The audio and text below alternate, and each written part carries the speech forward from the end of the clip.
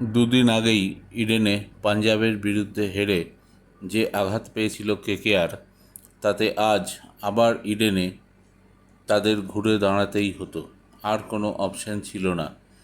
আবার ঘুরে দাঁড়ালো কেকেআর। শুধু ঘুরে দাঁড়ানো নয়, দিল্লিকে পিষে দিল কলকাতা নাইট রাইডার্স, এমনটা বললেও বাড়াবাড়ি হবে না।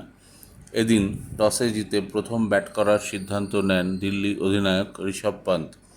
কিন্তু 153 রানেই শেষ হয়ে যায় দিল্লির ইনিংস।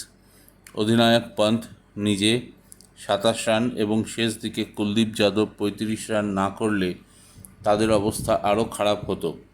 কেকেআরের হয়ে 3টে উইকেট পেয়েছেন বরুণ চক্রবর্তী, 2টি করে পেয়েছেন হর্ষিত রানা এবং বৈভব অরোরা। ব্যাট করতে নেমে দুর্দান্ত শুরু হয় কলকাতার। 79 রানে পরে প্রথম উইকেট। 68 রান ইনিংস খেলেন ফিল সল্ট। 33 বলে এই রান করেন তিনি। 7টি বাউন্ডারি এবং 5টি দুর্দান্ত ছয় মারেন সল্ট। সুনীল নারিন আজ আউট হয়ে যান 15 করে। এরপর রিঙ্কু সিং 11, শ্রেয়স 33 এবং ভেঙ্কটেশ আইয়ার 26 রান করে কলকাতাকে সহজ জয় এনে দেন। 16.3 ওভারেই ম্যাচ জিতে যায় কলকাতা। এই জয়ের ফলে আবার লিগ টেবিলে দ্বিতীয় স্থানে চলে এলো নাইট রাইডার্স। আগের দিন পাঞ্জাবের কাছে হেরে মনের দুঃখে ম্যাচ শেষ হওয়ার আগেই মাঠ ছেড়েছিলেন শাহরুখ খান।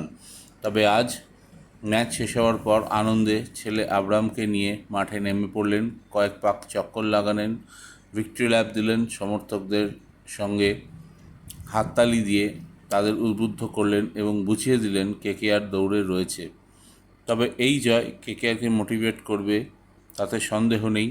কিন্তু কেকেআরকে একটা বিষয়ে মাথায় রাখতে হবে, এরপর থেকে আবার টানা অ্যাওয়ে ম্যাচ খেলতে হবে তাদের। বিভিন্ন গ্রাউন্ড কন্ডিশন, বিভিন্ন ওয়েদার এবং বিভিন্ন শহর।